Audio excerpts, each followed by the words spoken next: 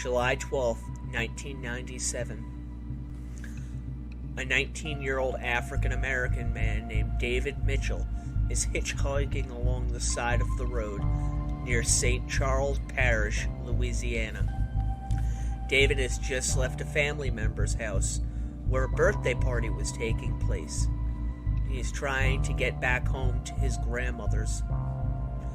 As he stands there, thumb held out, trying to catch someone's attention, David has no idea that a predator lurks among the cars that go whizzing by. When the pickup truck pulls up alongside of him, he goes to the passenger side window, explaining to the man where it is that he is heading. The driver, a short, heavy-set man with thinning brown hair and a goatee, readily agrees to give him a ride. David takes a quick glance around the cab of the truck, noting the cane that sits between the two of them. This man is no danger to me, David thinks as he climbs inside. The truck quickly speeds off into the growing gloom. Its passenger, David, unaware that he will never reach his destination.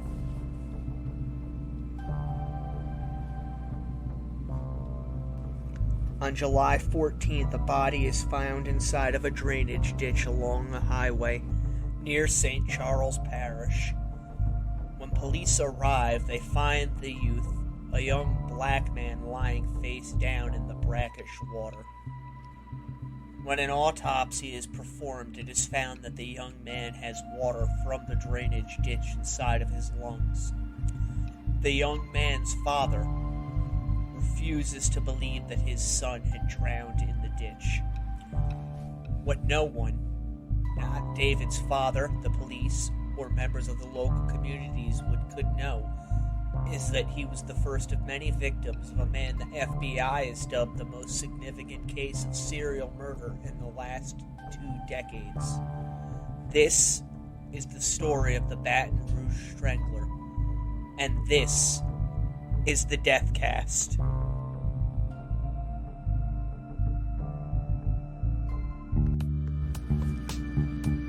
Hello and welcome to the Deathcast. I am your host, best-selling author Ian Totten, and I'd like to thank you for joining me as we prepare to look into the case of Ronald Dominique, the Baton Rouge Strangler.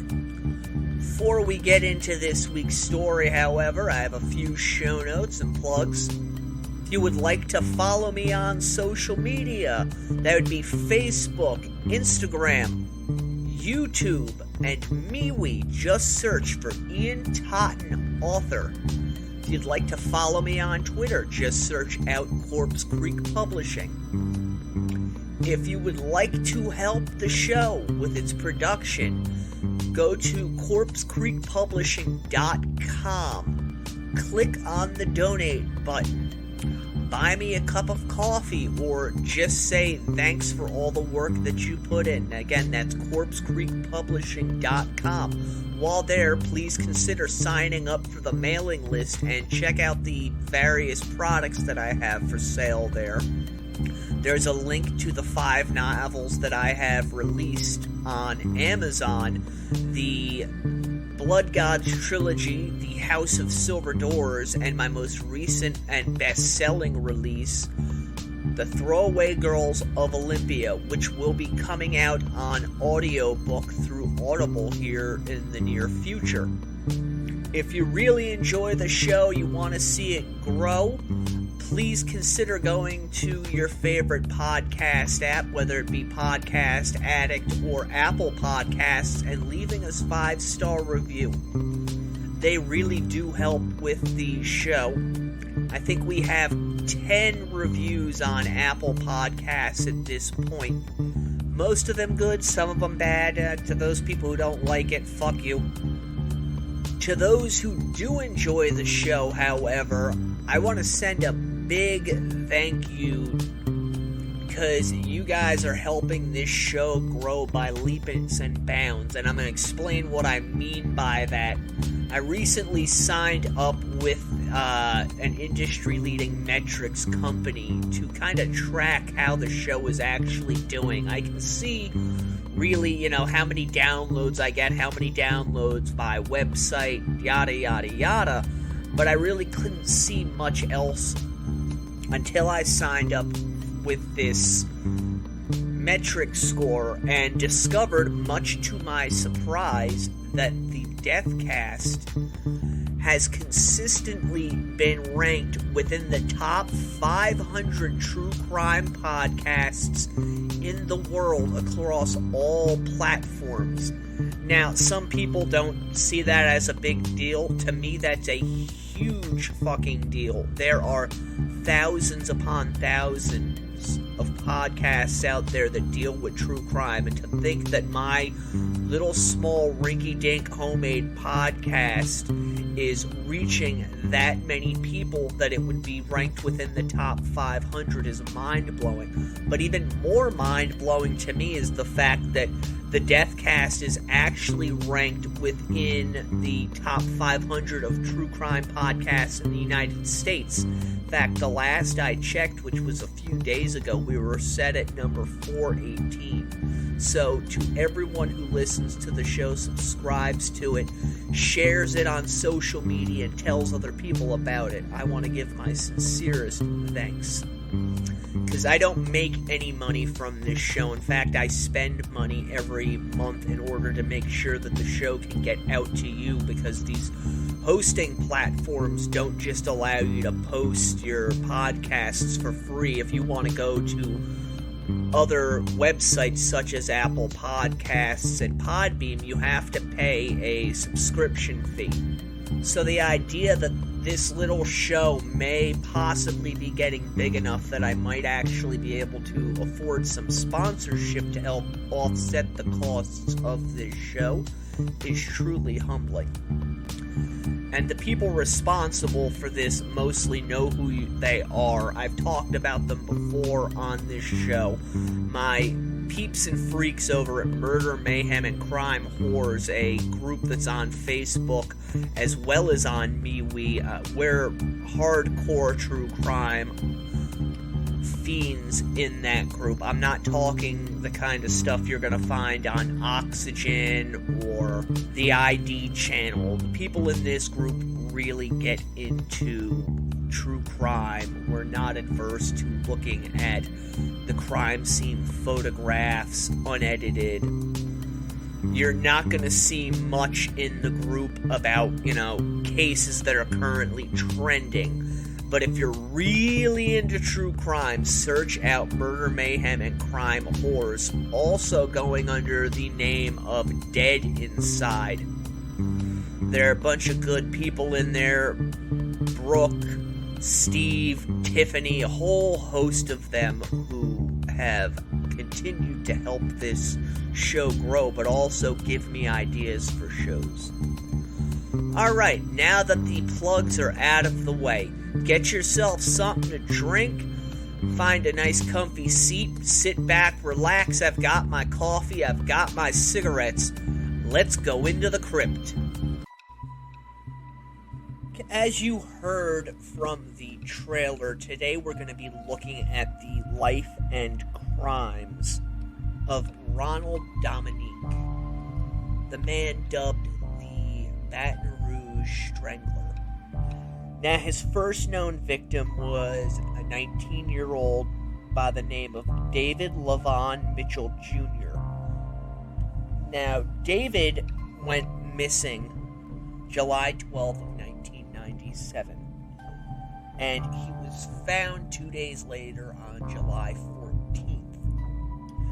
Prior to going missing, David had been at a birthday party with his mother, Latrice Mitchell, his grandmother, and an aunt.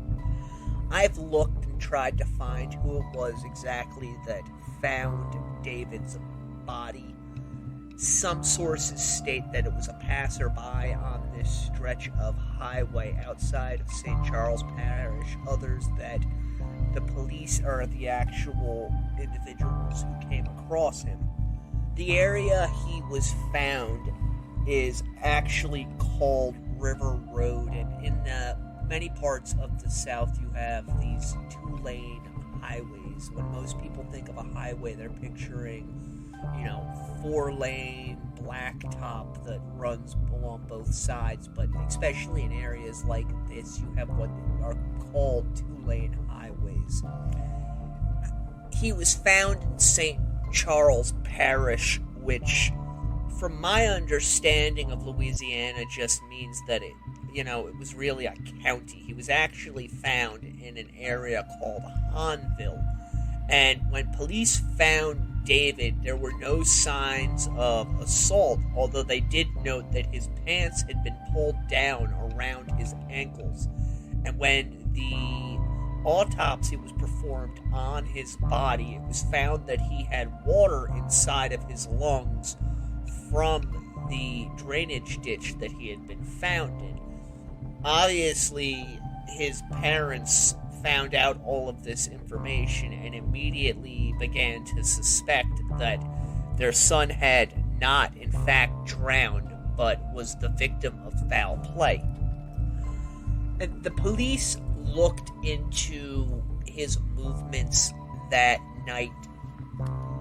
They found that David had been at this party, and he had been brought there by his aunt. And when the party was over, he told his aunt that he was going to wait for his uncle to arrive so that he could catch a ride back to his grandmother's house. And according to family members, the uncle never arrived, and it appeared as though David had hitchhiked after that point.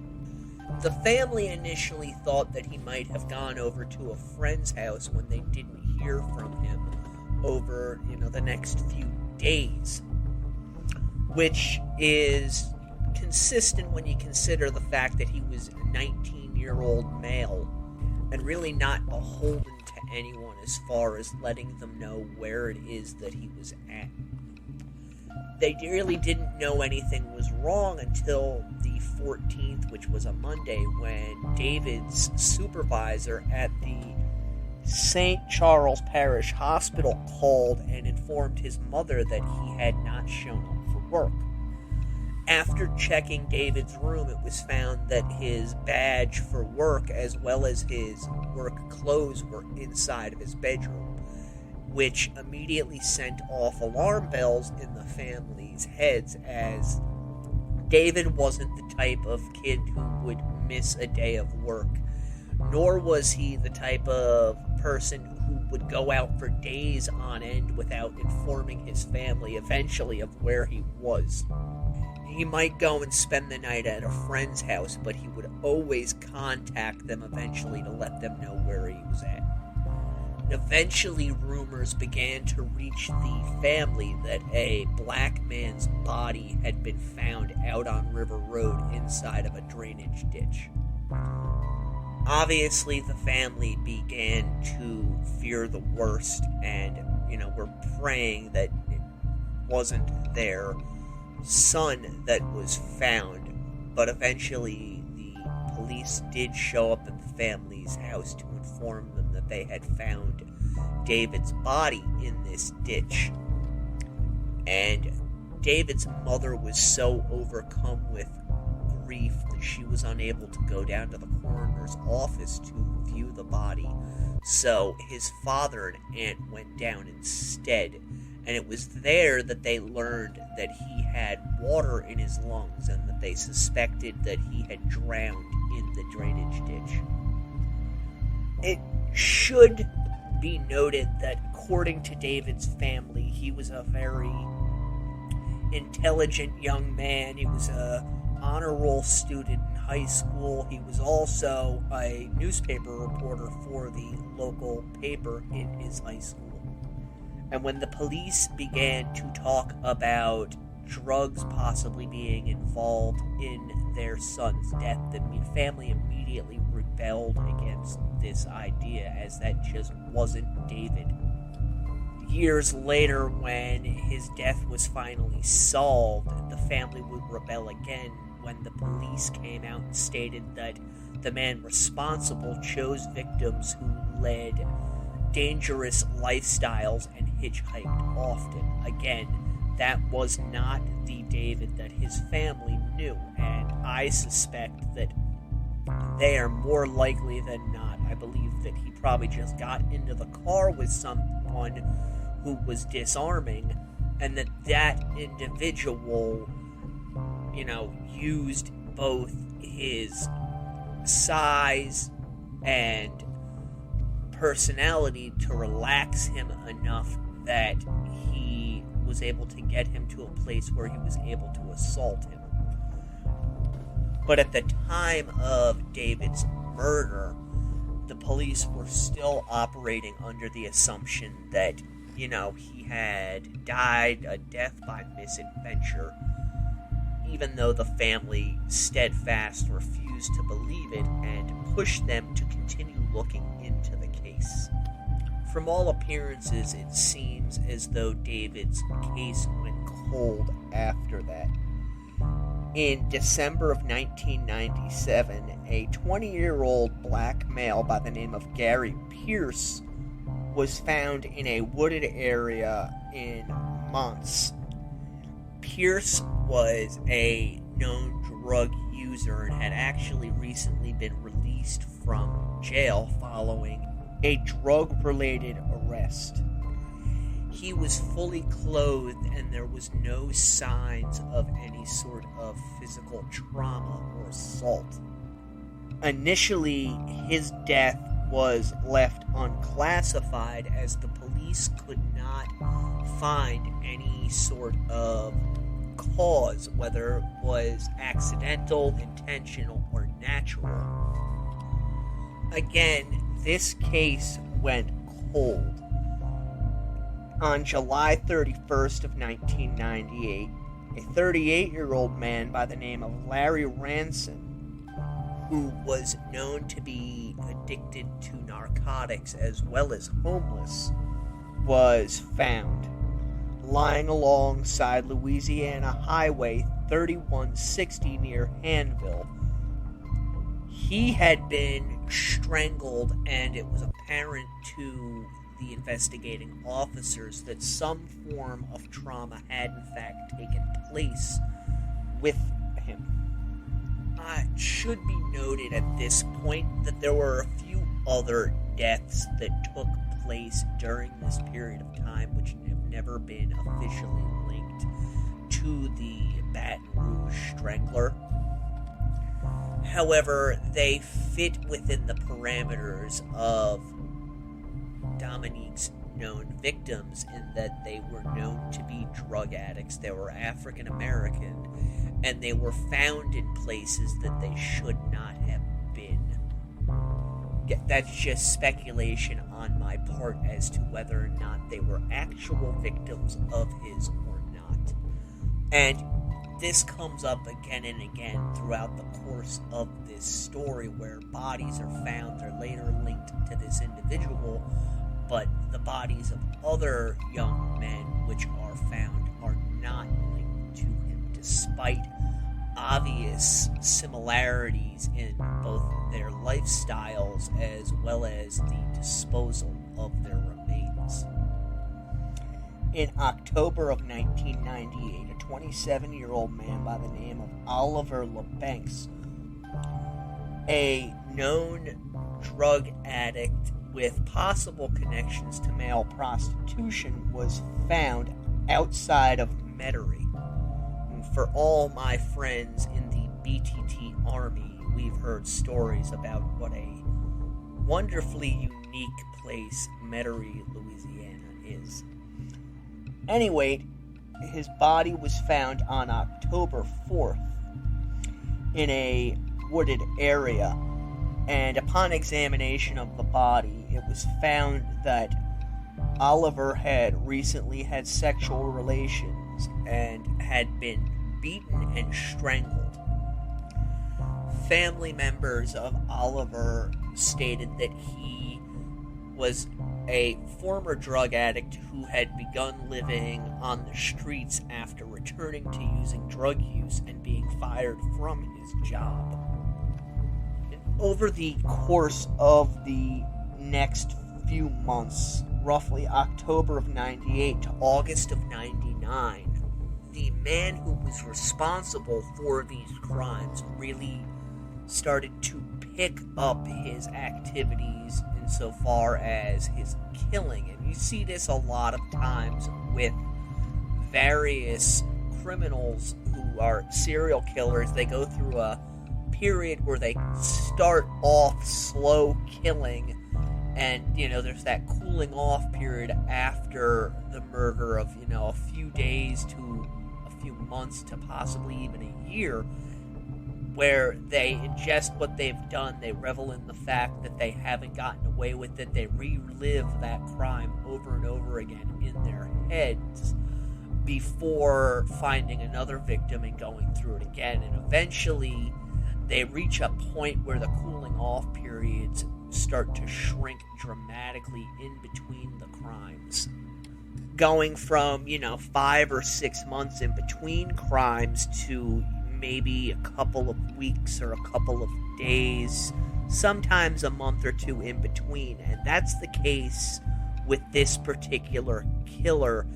He committed crimes at first, then had this long cooling off period, or at least we suspect he did.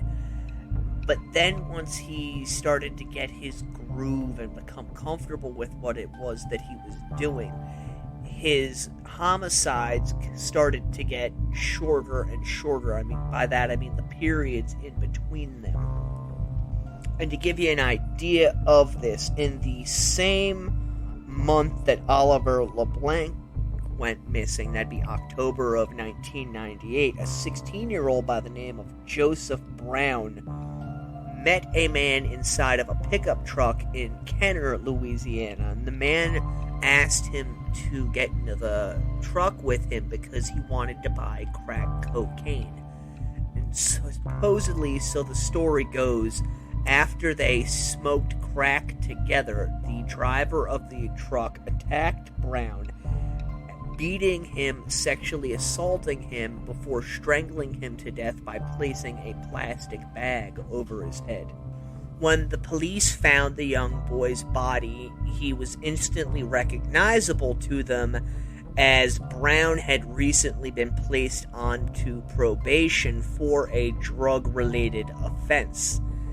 Now, Dominique didn't waste any time in going after his next victim. In fact, a month later, in November of 1998, he struck again.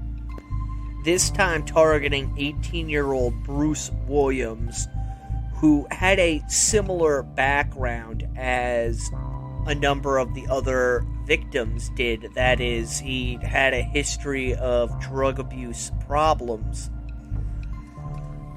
I personally think it speaks to the amount of violent crimes in this area of Louisiana, this southeastern portion of it, that it would be many, many, many years before a task force was set up to look into these particular homicides. Because the police pretty much looked at each case as having no connection to the other, despite the similarities in the MOs, the victim profiles, the manner of death, the manner where the bodies were left. Dominique continued on with his killing ways. In May of 1999, he was driving around Kenner when he spotted a 21-year-old by the name of Manuel Reed, who apparently offered to sell Dominique drugs. Dominique accepted the offer, getting him inside of his vehicle, where he apparently raped the young man before strangling him to death, after which he dumped his body inside of a dumpster not far from where the body of Brown was found. And this particular part is odd to me, in that if you see pictures of the individual who's eventually convicted of these crimes, he does not look like someone who could physically overpower another individual, particularly not a young, strong male, but apparently, at least at this point during his career, he was in fact able to do so. And do it very successfully, because like a lot of other serial killers, Ronald hunted along the fringes of society, the drug addicts, the homeless, the members of the gay community who might have been shunned by others within it. So he really flew underneath the radar of the police, who I'm sure were looking at this as just another junkie who died. Unlike a number of other cases, the murder of Manuel Reed had traces of semen found on the body, and up until this point, the only other body that had semen traces on it was LeBank's.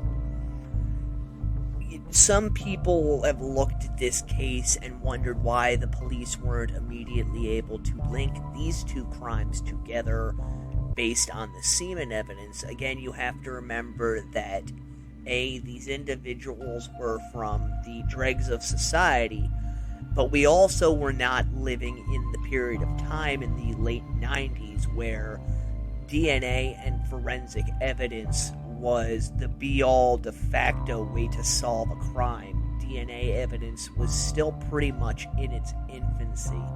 So, while they might have been able to find that they came from a similar type source, they would not have been able to definitively say, oh, it came from a person from this background, a white male, this age group, yada, yada, yada. They were not that advanced with DNA evidence testing techniques at that point. They did, however, have the foresight to save the semen samples that were found. In June of 1999, a 21-year-old named Angela Mejia, who was known to be homeless and also a drug addict, was killed. When Mejia's body was discovered, it was actually lying out in the middle of the street.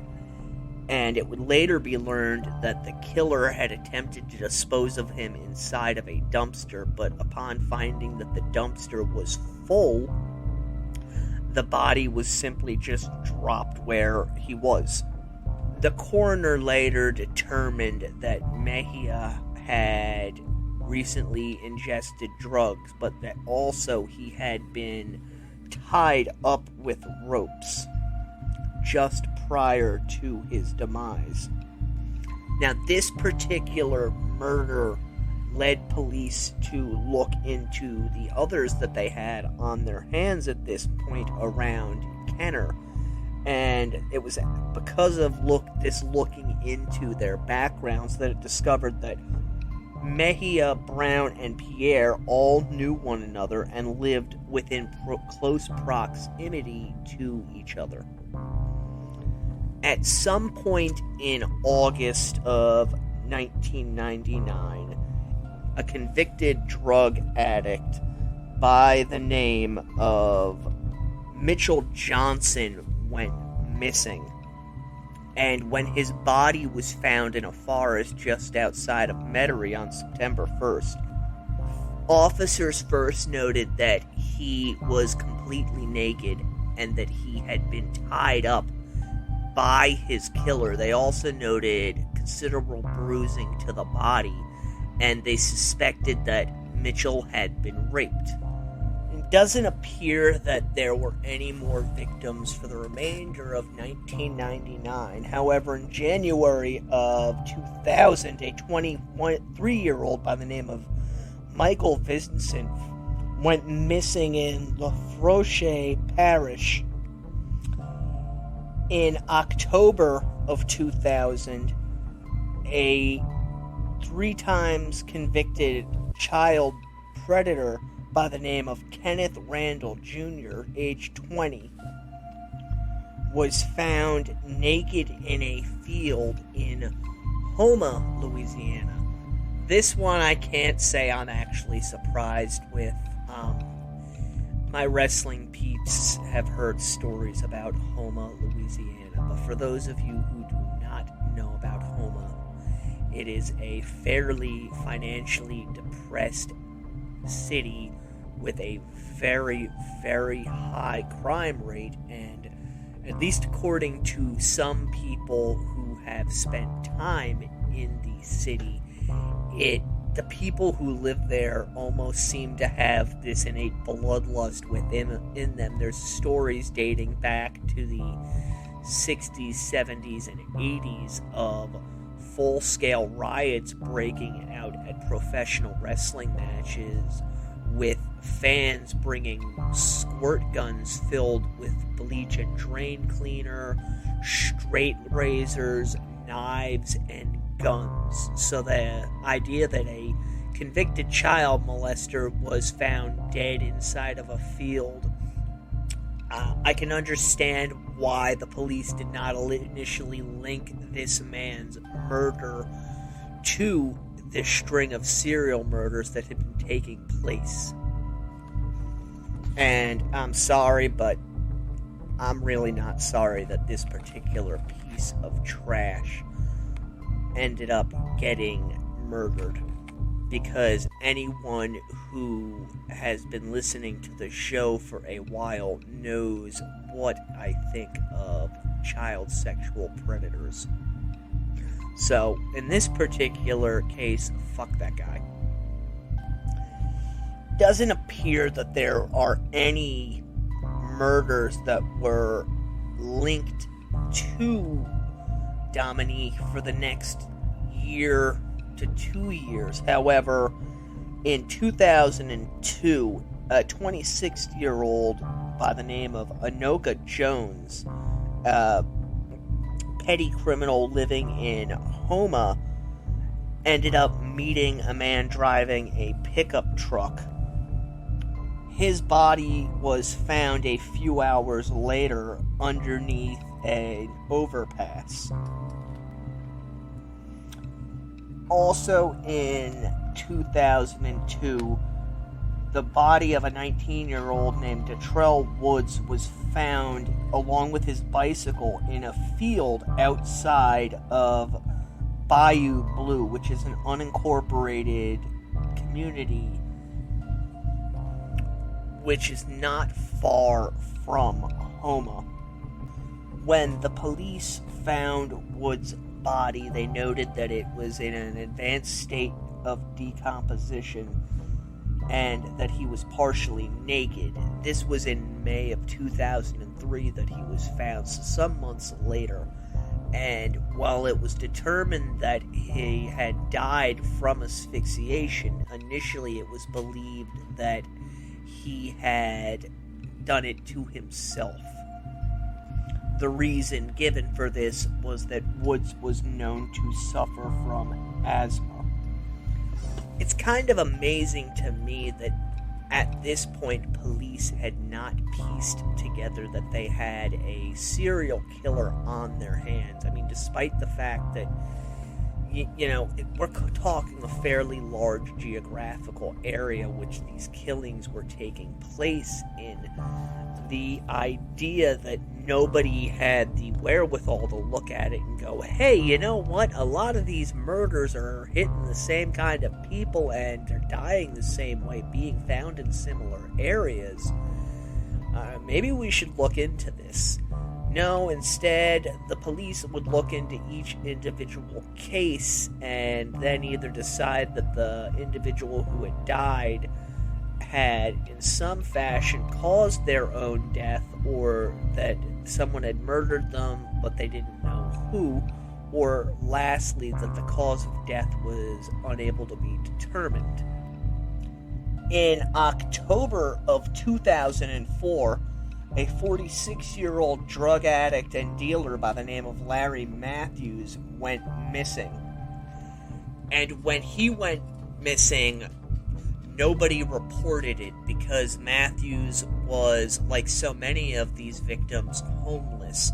And when his body was eventually found, 20 miles away from his last known whereabouts, they actually had to use fingerprints in an effort to identify him. And it was at this point that Dominique switched up his modus operandi.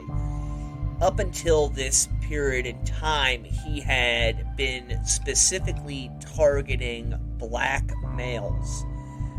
With his next victim, however, he shifted his focus to white men, which coincidentally is when the police actually began to seriously consider the fact that these crimes were related. And before I get a bunch of bullshit emails from people with the white man evil, they only looked into them because they were white, fuck you. The reason that they didn't start frickin' connecting all of these crimes has nothing to do with the race of the victims, but the fact that at this point in Louisiana, there were multiple serial killers operating, two of them with very similar modus operandi, which is to say that the police were unable at this period of time to differentiate between who was killing which victims.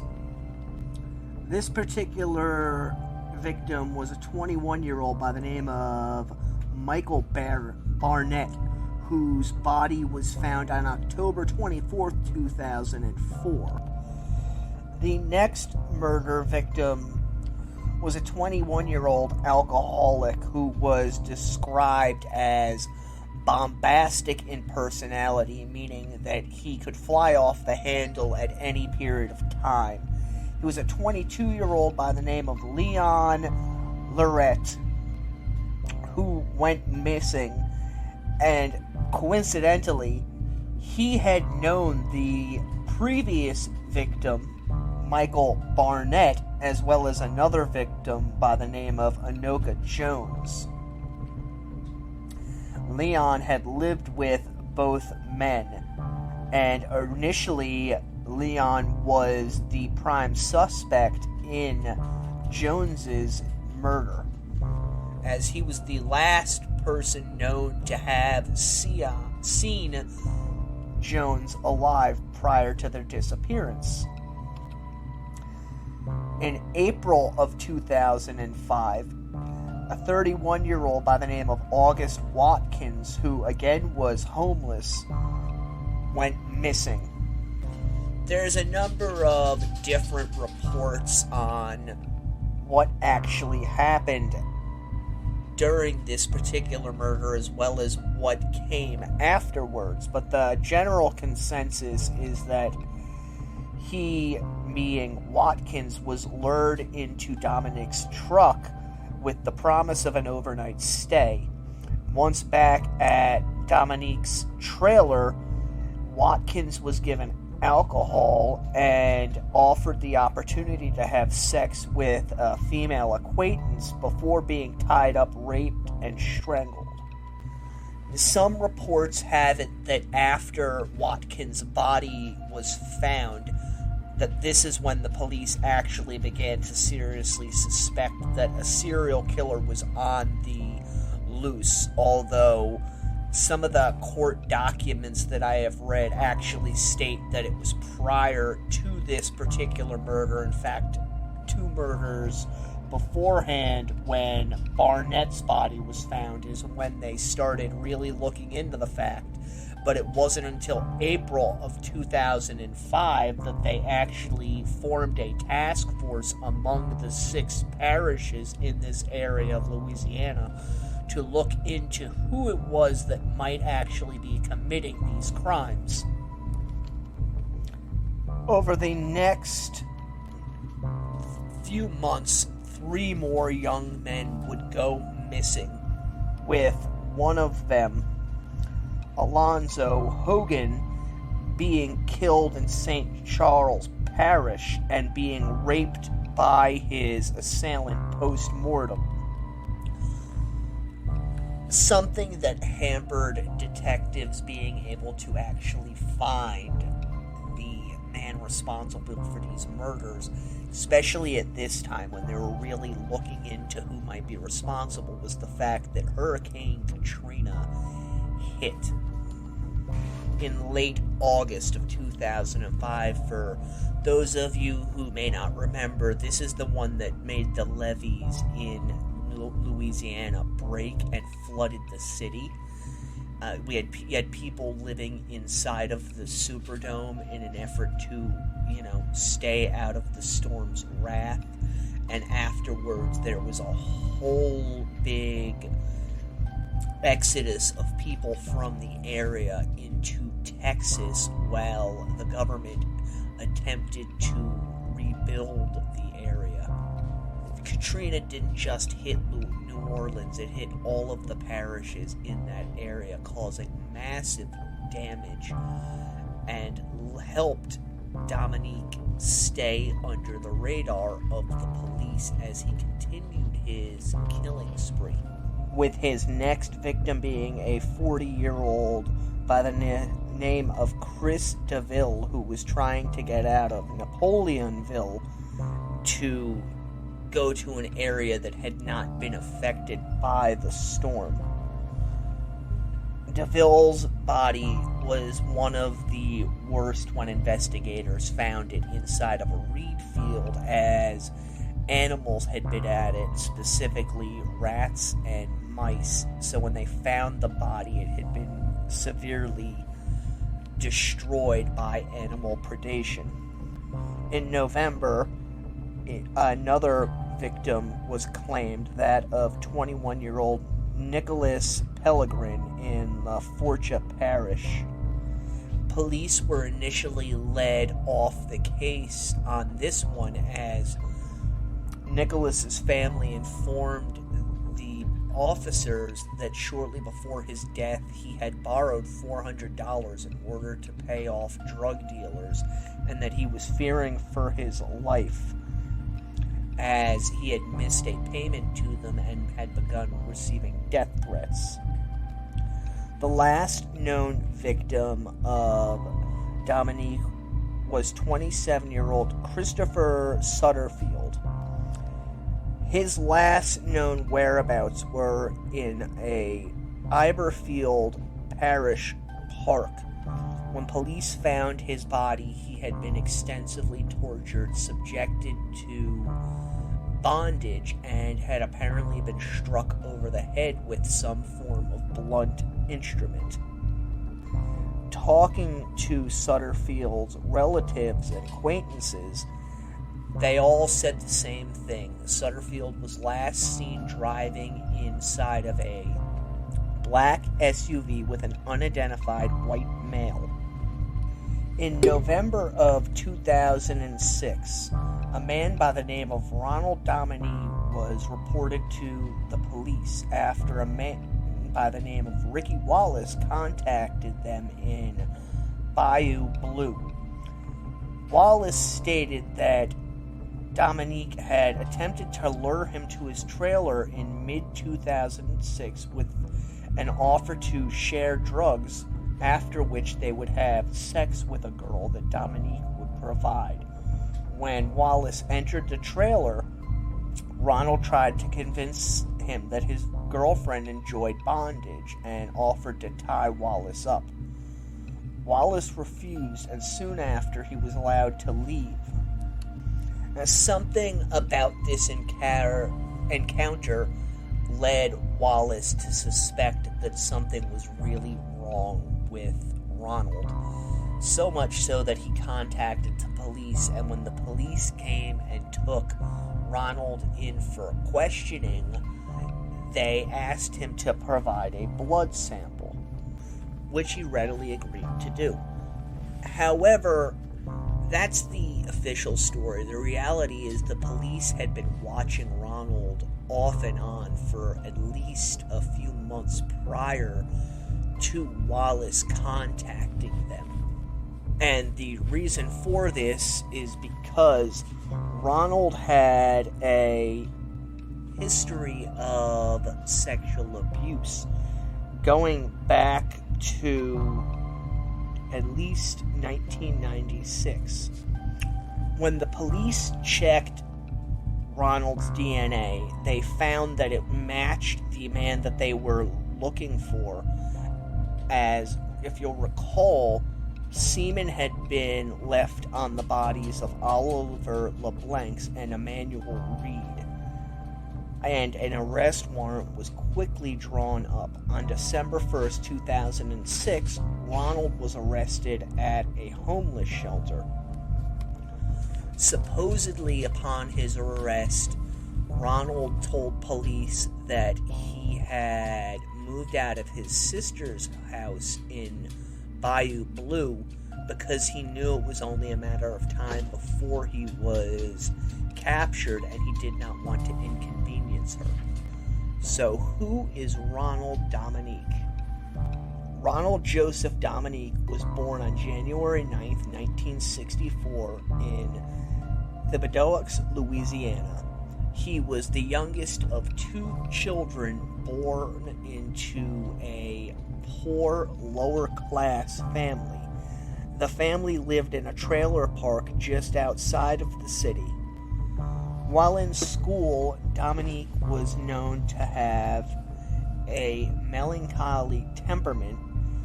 He lacked communication skills and suffered from weight problems and various health issues. It was said later that he was the frequent target of bullies due to both his family's financial status as well as the fact that he was short and obese.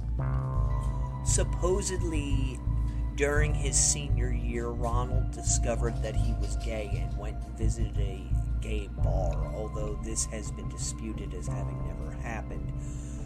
Regardless, some classmates have stated that it did in fact happen, and then when they learned that he had been seen there by other classmates, they taunted and harassed him over this, which, given the time period of the early 1980s, specifically 1983, is not too far outside of the realm of possibility. After graduating, Ronald entered the Nicholls State University, where he studied computer science, although he dropped out of school when he lost interest. Throughout most of his life, Ronald held menial jobs and pretty much lived in almost complete abject poverty, bouncing between his parents' trailer and that of his sister's. He was noted around his neighborhoods as being a fairly friendly individual who would not hesitate to help his neighbors. But there was another side to Ronald, as he was known to frequent gay bars in the area, but not only to frequent the gay bars, but to do so while in drag. Another moniker I have come across for him is the Patti LaBelle Killer, as Ronald would often go to these bars dressed as his favorite singer. And it was from one of these bars that Ronald first came to the attention of police. Apparently, he met a male at one of these bars in 1985, and when things did not work out between the two men, Ronald turned around and called the man on the phone, sexually harassing him, so much so that the police were eventually called and he was arrested for this. Ronald ended up pleading guilty to this crime and ended up paying a $74 fine as well as court costs. After this, he continued to bounce around in between living with his sister and his parents while working menial jobs and spending his nights out at the gay bars. On May 15, 1994, he was arrested and charged with driving while intoxicated and speeding. This next arrest is really the one that sparked his killing spree. On August 25, 1996, he was arrested on forcible rape charges and booked on a $100,000 bond. From what witnesses said, a partially dressed young man had escaped from the window of Dominique's house in Thibodaux, screaming that Ronald had tried to kill him. However, when the case went to trial, the victim was unable to be found, and the judge continued the case indefinitely. My thought on this particular crime is that Ronald either killed the young man or the victim decided to get out of the area, fearful of what might happen should Ronald find out his location. What cannot be disputed, however, is that Ronald himself later stated to investigators that he in fact began killing after this crime because he did not want to leave any witnesses and he did not want to go back to prison. And I'm going to get into what exactly it is that Ronald would do shortly after I get done going over his rap sheet. In May of 2000, he received a summons to appear in court on disturbing the peace charges, which Ronald was able to avoid jail time because the crime was a misdemeanor and he simply ended up paying court costs and a small fine. On February 10th, 2002, Ronald was arrested once more after assaulting a woman at a Mardi Gras festival in Dearborn Parish. According to Ronald, the woman had struck a baby stroller as she drove through a parking lot, and he began to argue with her, citing how dangerous her driving was, forcing the woman to apologize. Now, sources differ as to what happened. Some state that Ronald slapped the woman across the face after she apologized, with other sources stating that he full-on punched her in the face. Regardless of which is true, the charges ended up being dropped and Ronald's case was dismissed, allowing him to go on with his murderous ways. Okay, so what happened with Ronald? After he was brought into police custody, he claimed that he was willing to cooperate with investigators. This due to the constant surveillance that he had been under due to their suspicions of his activities. What the police were not ready for, however, was the amount of victims Ronald claimed. They knew he had murdered at least 2 to 3 victims, but Ronald went on to confess to a total of at least 23 murders committed between 1997 and his arrest in 2006. That is a very large number, made bigger by the fact that the police were able to corroborate most of these particular crimes. One detective in Louisiana stated that Ronald Dominique was the John Wayne Gacy of southeastern Louisiana, which is really not far from the truth, especially when you find out how he operated. Ronald would go to the areas where he knew drug addicts operated at, and more often than not, the individuals that he targeted were homeless individuals who would really do anything for money. So his basic MO was to get them to come over to the truck and to talk to them, at which point he would offer them money for sex. And once he got them in his truck, he would drive them back to his trailer and, ply them with alcohol, after which point he would talk about how he enjoyed bondage and ask them if they minded being tied up. If, according to Ronald now, they consented to being tied up, he would tie them up, at which point he would sexually assault, beat, and then murder them. by strangulation. However, if they did not consent to being tied up, he would let the individuals go. Another MO was that he would tell them that he wanted to buy drugs from them, get them into the vehicle, do the drugs with the victim, at which point he would strike. Other methods that Ronald used involved convincing the individual that they were going to go back to his trailer and party, at which point he had a girl who was willing to have sex with the both of them. And then when he got them back to the trailer, he would inform the intended victim that the girl that they were going to have sex with preferred to have the victim tied up for bondage.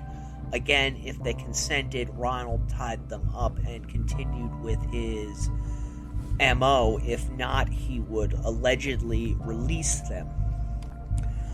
The last MO concerned the child molester who was found outside of Houma, the one that had stated I was not sorry to see die. Apparently, this man was a neighbor of Ronald's, and the two of them kind of hit it off until Ronald learned that the man was into children, and the man began to express to him how much he really wanted to find another girl to have sex with. Supposedly, this struck a chord with Ronald, who decided that the man needed to die. So he invited the man over to his trailer with the promise that he had a young girl lined up for them to have sex with. Now, once at the trailer, Ronald plied the man with drugs and alcohol before tying the man up, raping, beating, and murdering him. And this is all stuff that Ronald admitted to the police. And you should keep that in your mind, because serial killers are notorious liars, and while he admitted to 23 murders, it is suspected that he killed many, many more men than he was eventually convicted of. And he was convicted. In 2008, Ronald admitted his guilt in 23 homicides and received numerous life sentences without the possibility of parole. Personally, I think that given the length of time that he was out hunting, his kill count may be as high as the 60s or 70s. Because really, the crimes that he was convicted of are the ones that police presented to him and that they were looking into as being possibly the work of a serial killer. Now again, there were at least 2 other serial killers operating in the Baton Rouge area at this time, one of which was Derek Todd Lee, who targeted predominantly white women. The other is a man who is going to be next week's subject, because yes, we are staying in the Baton Rouge area for episode 50, as a man by the name of Sean Gillis, who murdered and mutilated at least 18 women in the Baton Rouge area. As for me, I'm left with a couple of questions concerning this case. If, as Ronald stated, he took the majority of victims back to his home, how is it that no one in his family was aware of his activities? That's being specific to his mother and sister, both of whom he lived with in trailers. Trailers aren't that big if he was doing this type of stuff inside of the house, and they were home. They had to have known what was going on.